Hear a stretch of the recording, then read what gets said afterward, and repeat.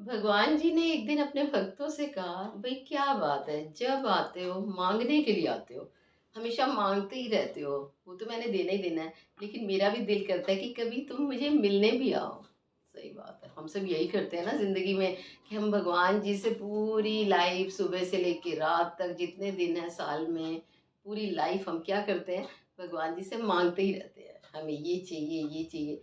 कभी हम मिलने के लिए तो नहीं जाते। आज इसी पे ही एक कहानी सुनाती हूँ। नमस्कार दोस्तों, मैं हूँ आपकी दोस्त कृष्णा कालरा। एक सेठ जी होते हैं, बड़े करोड़पति होते हैं, भगवान ने उन्हें बहुत कुछ दिया होता है। एक दिन सोचते हैं कि काम करूं, मेरे पास इतना पैसा है, क्यों ना मैं मंदिर बनवा दूं दो चार। वो क्या करते हैं, अपने शहर में दो चार मंदिर बनवा लेते हैं। बड़े खुश हो जाते हैं कि भी देखिए मैंने इधर इधर इधर सब जगह मंदिर बनवा दिया। अब मंदिर तो बनवा दिए, लेकिन सेठ जी को ये कभी याद नहीं आया कि मैं जाके मत्था तो टेक के आऊं, प्रभु को मस्तक अपना टिकाऊं, नतमस्तक होऊं, प्रार्थना करूं, भक्ति करूं। नहीं, ये कभी नहीं याद आया। बड़े खुश हैं कि मैंने मंदिर बनवा दिया। चलता रहता है, जिंदगी का सफर है, हमेशा चलना ही है। एक दिन क्या होता है, अब बिजनेस है, देखिए उतार चढ़ाव तो आते हैं। अब बड़े करोड़पति थे, कभी कुछ हुआ ही नहीं। अचानक से उनके बिजनेस में 100 करोड़ का घाटा हो जाता है।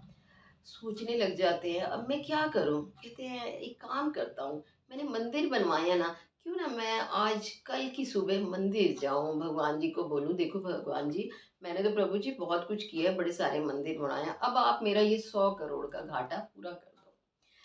बड़ी एक तमन्ना होती है कि कल सुबह सुबह सबसे पहले मैं जाऊं, मेरे से पहले कोई लाइन में ना लगे। ये ना हो मेरे जाने से पहले लाइन लगी हो, तो जब तक मेरा नंबर आए तो भगवान जी का मूड ही चेंज हो जाए, तो मैं सबसे पहले जाके लाइन में लग जाऊंगा और भगवान जी से मांग लूंगा और वो मुझे दे देंगे। सेठ जी बड़ी उत्सुकता से सुबह उठ के तैयार होके मंदिर जाते हैं।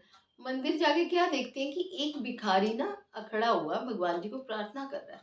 अब सेठ जी सोचते हैं, अरे भाई, इस भिखारी ने क्या मांगना है, अब ये तो मेरे से पहले ही आ गया, और सपोज इसने भगवान से ऐसा मांग लिया और भगवान जी ने सब कुछ इसको दे दिया, तो मुझे तो कुछ मिलेगा नहीं। अब क्या करूं। खड़ा हो जाते हैं, क्या करें, लाइन में तो लगना ही पड़ेगा। आए हो भगवान के दर पे, तो देखते हैं भिखारी कह रहा होता है, प्रभु मेरे पे इतनी कृपा कर दो, मुझे 100 रुपए दे दो, ताकि मैं अपनी जो मेरी पत्नी है जो बीमार है, मैं उसकी दवाई ले सकूं। बार बार यही बोल रहा होता है, प्रभु जी मुझे 100 रुपए दे दो, ताकि मैं अपनी पत्नी के लिए दवाई ले सकूं। सेठ जी सोचते हैं, पता नहीं इतनी देर ये लगा रहा है, और वो कहते हैं भिखारी को, इधर आओ, मेरे पास आओ, क्या चाहिए तुम्हें, 100 रुपए, ये लो 100 रुपए, जाओ अपनी पत्नी के लिए दवाई ले लो। भिखारी कहता है, अरे वाह, मुझे तो पता ही नहीं था भाई कि भगवान जी मेरी प्रार्थना इतनी जल्दी सुन लेंगे। तो उसका धन्यवाद करके और वो चला जाता है।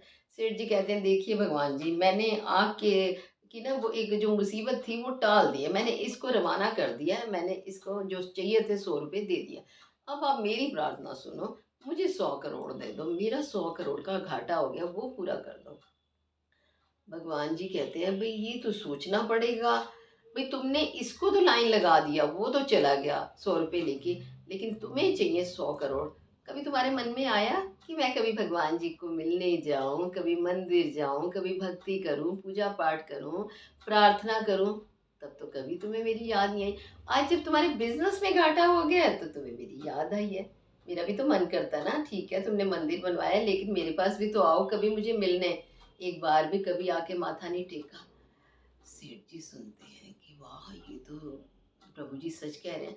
अब वो कहते हैं कि अब देखो, तुमने तो भिखारी का काम कर दिया, अब मुझे कोई ऐसा इंसान ढूंढना पड़ेगा जो तुम्हारे से ज्यादा अमीर हो और तुम्हारा 100 करोड़ का फायदा कर सके। तो सेठ जी अब बेचारे परेशान हो रहे होते हैं, रोना भी आता है, दुख भी होता है कि अपने आप पर मैंने कितनी बड़ी गलती की, मंदिर बनवाया तो भी मैं नहीं आया मंदिर देखने के लिए, और ना ही भगवान जी से मिलने के लिए। अब सोचने लग जाते हैं, भगवान जी कहते हैं, देखो भक्त, अगर तुम मेरे पास पहले आते, मत्था टेकते, रोज पूजा पाठ करते, तो तुम्हारा ये घाटा भी नहीं होता, और अगर ये तुम्हारा घाटा होता तो तुम्हें मांगना ही नहीं पड़ता, मैं तो बिना मांगे ही तुम्हारा काम कर देता।